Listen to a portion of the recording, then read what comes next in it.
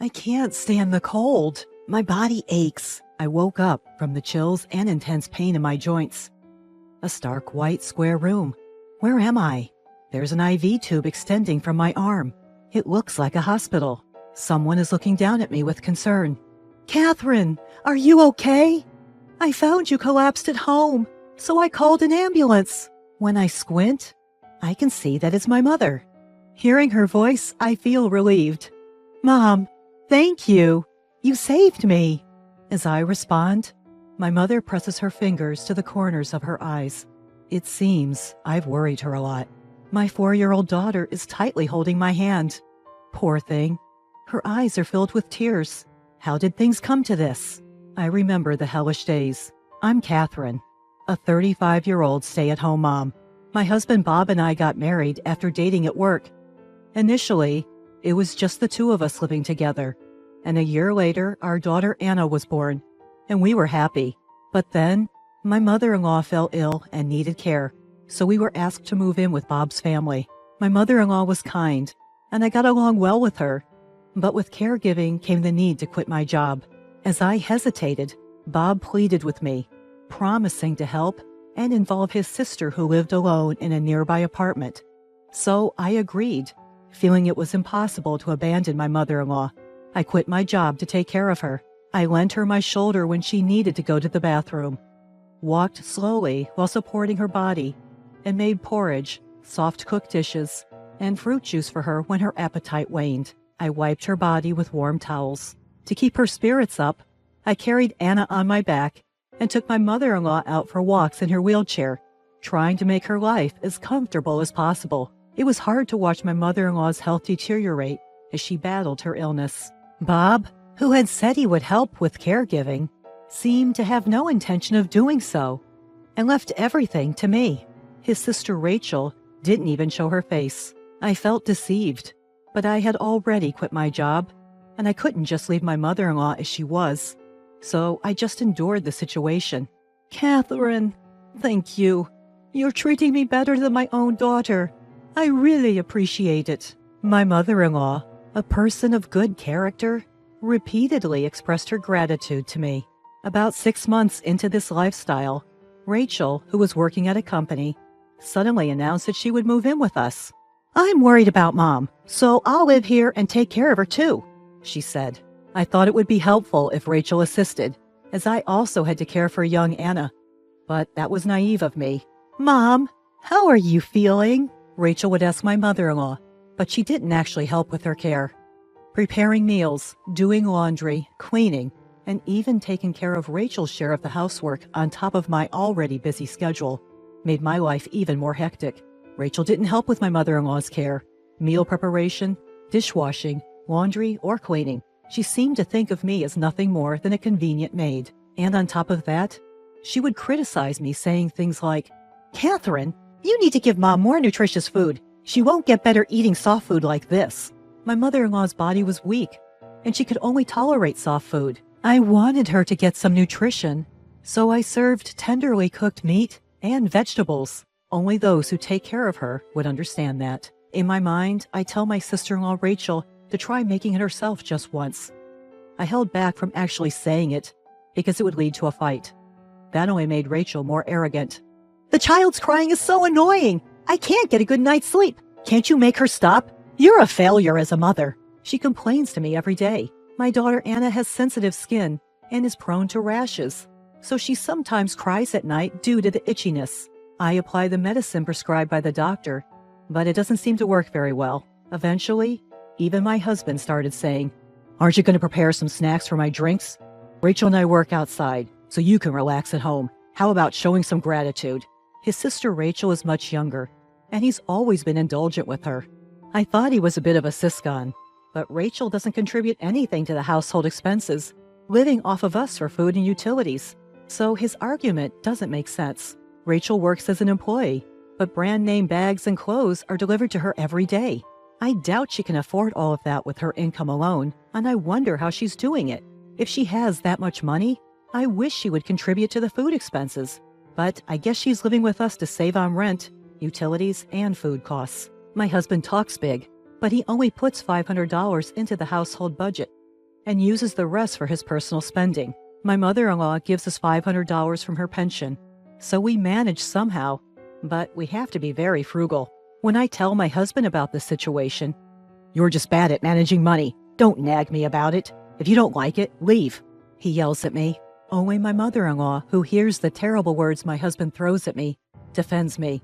"Catherine is taking care of me every day and being so kind. That's a terrible way to speak to her." But my husband, "The patient should just accept the care quietly. Don't butt into our marital issues," he replied. I thought about going back to my parents' house, but I couldn't leave my mother-in-law behind. I couldn't imagine my husband or Rachel providing any care. Also, my father passed away early, so I grew up in a single-parent household with my mother. I didn't want to disappoint my mother, who was happy about my marriage. 3 years after I started taking care of my mother-in-law, she passed away peacefully, leaving me with the words, "Thank you." In addition to mourning her loss, the verbal abuse from my husband and Rachel continued. The household budget was now just the $500 my husband provided. But when I asked him for more, "It's your poor money management," he would only yell. I had to use the money I saved when I was working to make up for the shortfall. I had set aside the money for Anna's future education. But looking back, I was barely holding myself together at the time. So when my husband and Rachel blamed me, I felt like I was in the wrong and became more submissive. My husband would say, "You're useless at everything." And Rachel would add, "That's right. You can't even do housework properly, which was your only redeeming quality. There's no point in you being alive." To that, all I could say was, "I'm sorry. I'll be more careful from now on." Only my 4-year-old Anna stood up for me. "Mommy isn't useless. Don't say such terrible things." She started standing in front of me, spreading her arms as if to protect me. I think I was living solely for Anna, trying to stay strong for her. But I lost my appetite and kept losing weight. One day, I felt sluggish, shivering, and woke up. Couldn't get up, but had to make breakfast. Took my temperature. 104 degrees Fahrenheit? No way, must be a mistake. Checked again. 104.8 degrees Fahrenheit. It was correct. I heard Bob yelling, "Are you still in bed? What about breakfast?" When I told him I had a fever, he said, "Don't use your fever as an excuse. Hurry up and make food," and dragged me out of bed by my hair. I could hear Rachel's footsteps approaching. "Hey, my blouse isn't ironed. What are you doing?" I desperately got up, made breakfast, and ironed the blouse. "Look at that miserable face so early in the morning." "Seriously, you're so useless." The two of them left for work, slamming the door behind them. "Mommy, are you okay?" Anna came to me, looking worried. "I'm fine, sweetie. You must be hungry, right?" I fed Anna some bread, took her to daycare, and came back home, collapsing on the sofa. I fell asleep right away. I woke up coughing violently. Before I knew it, it was evening. In a panic, I went to pick up Anna from daycare, and she was waiting there all alone. The teacher in charge said, "I was just about to call you since you were late. You don't look well. Are you okay?" But I couldn't afford to be pampered. I took Anna home and hurriedly prepared dinner. I couldn't go shopping, so I made do with what I had. When Bob and Rachel came home, they started yelling, "What is this disgusting-looking food? Is this what I get after working hard all day?" "It looks like pig slop. The mushy appearance is just like it." "I can't eat this."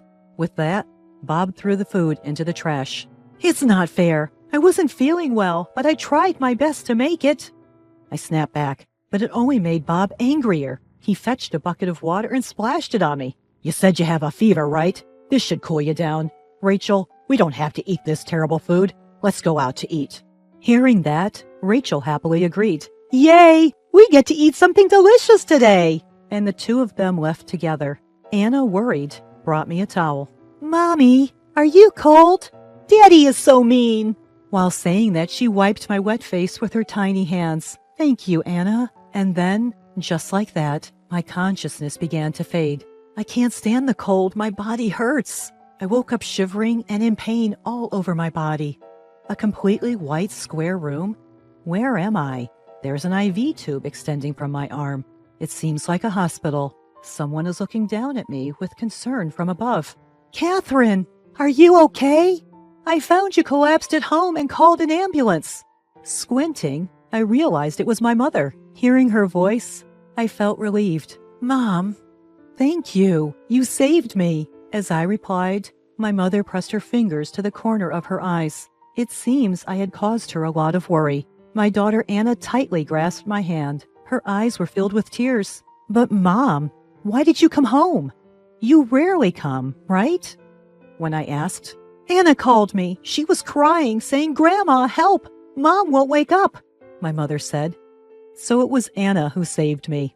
Thank you, Anna. You called Grandma all by yourself. That's great. As I praised her, Anna remembered what she practiced with Mom. I did great, didn't I? She seemed happy. We had practiced how to call Grandma in case of an emergency many times. We had set up speed dial, so it was easy to call, but I never thought it would save me. I'm a failure as a mother for making my 4-year-old worry. I must become stronger for her, I vowed in my heart. Still, why did you endure until you got pneumonia? You were soaking wet, too, my mother asked, and I decided to tell her everything. As I finished speaking, my mother's face trembled with anger. Her lips tightly pressed together. Catherine, don't give up. Let's think carefully about what to do next and make them realize. The next day, Bob barged into my hospital room. Hey, Catherine, what's the meaning of calling the company? Just because of a fever? I answered calmly. You left me drenched after pouring water on me when I had a fever of 104 degrees Fahrenheit, didn't you? I just reported that to the company. What? Are you out of your mind because of the fever? What's with the attitude? Bob's expression became even more menacing, but I won't back down. I'm fed up with you using me as a housekeeper and ignoring me even when I'm sick. As I retorted, Don't joke around. You think you can talk like that to your husband and get away with it? He seemed ready to grab me at any moment. You always talk to my precious daughter like that, don't you? My mother spoke up from behind. Ah, mother-in-law, you're here. No, it's just a regular marital quarrel. Bob hastily tried to cover up. Expecting her to live on $500 a month and do housework even when she has a fever. What a treatment for a wife who took care of your mother. My mother continued without backing down. At that moment, my sister-in-law burst into the room. Hey, stupid wife! You told our company I got pneumonia because of my abusive sister-in-law, didn't you? It was me who called. It's the truth, isn't it? My mother said. My sister-in-law began to scream with a red face. I had a wealthy colleague who might have proposed to me, but he turned me down for dating. What are you going to do about it? She said, unable to contain her anger. Well, you have a ton of overdue bills, don't you? Aren't you almost bankrupt? You may want to marry someone and saddle them with your debt, but that's not right, I replied, hitting a nerve as she glared at me. You better be prepared since it's your fault that Rachel and I were humiliated at work. I used to be intimidated by such remarks, but now I could calmly look at Bob and argue back. I intend to divorce you. I don't need to prepare for anything since we're cutting ties, I told him. Bob's face turned red, and his fists trembled with anger. Seeing his reaction, my mother sternly said, I'll take in my daughter and granddaughter. I'll demand proper compensation for the pain you've caused my daughter, as well as child support for Anna. I can't believe I didn't realize you were such a terrible man. You old hag. If you show weakness, you'll just take advantage of it. I'll make you suffer, Bob shouted, raising his fist to threaten my mother. At that moment, someone from behind said, That's quite an aggressive way to talk. Bob's face paled as he saw who it was. Mr. President, what brings you here? The one who appeared was the president of the company where Bob and I used to work. Actually, he was a close friend of my late father, and he reached out to me when my father passed away, helping me out in various ways since then. When I consulted him about Bob, he immediately stepped in. I heard everything you said to your wife and mother-in-law in the hallway. I'm disappointed in you. I'll reconsider how you're treated at the company from now on. You should be the one to prepare yourself. What? Bob dropped his shoulders and hung his head. After that, Bob and I divorced, and I was able to cut ties with my sister-in-law, who treated me like a maid. I was glad to receive a $30,000 settlement and a $100,000 lump sum child support payment. Bob had only given me a small amount of living expenses, so he had saved up some money. But now he had to give it all to me. 6 months later, Bob contacted me, asking to reconcile, but I firmly refused. According to Bob, Rachel had become bankrupt due to her extravagant shopping and was desperately repaying debts while working at night, having quit her job. Bob was transferred to a rural area, but his high pride couldn't accept it, and he quit the company. He is now struggling to make ends meet with multiple part-time jobs. And as neither Bob nor Rachel do any housework, their home has become cluttered and a garbage house, with complaints from the neighbors. It's not my problem that he wants me to come back and fix things. I am living peacefully and happily with my mother and Anna. The president of my former company, who had helped me, invited me to work there again, so I'm thinking of rejoining. From now on, I want to live my life firmly for Anna's sake.